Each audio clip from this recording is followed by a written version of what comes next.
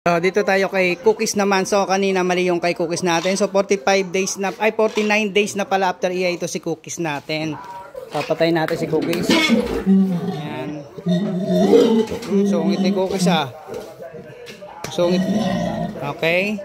So, 49 days na po to mga kapigmate after EI si cookies.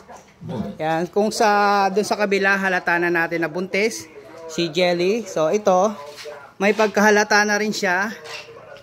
Yung tiyan niya dito medyo talagang lumalaglag na. So hindi tayo nagpapataba tayo ng inahin dito mga kapigmate.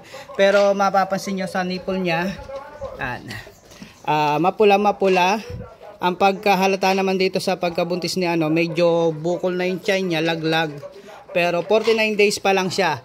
Walang sign ng paglalande, walang sign ng reheat, hindi na mulang are. So walang lumabas na liquid sa ari niya mga kapigmate. Yan, pagmasdan nyo ang 49 days after EI. So lahat ng inay natin dito papakita ko sa inyo. Yan. So 49 days po yan after EI. So ito po yung GP large white natin.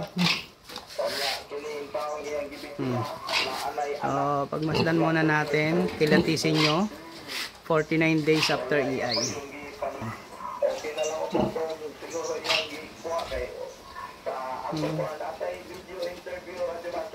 Yan.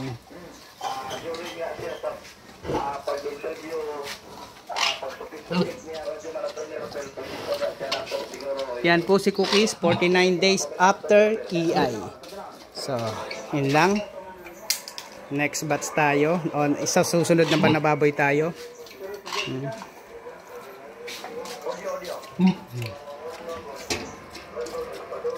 Kilatisin nyo mabuti ang 49 days after EI.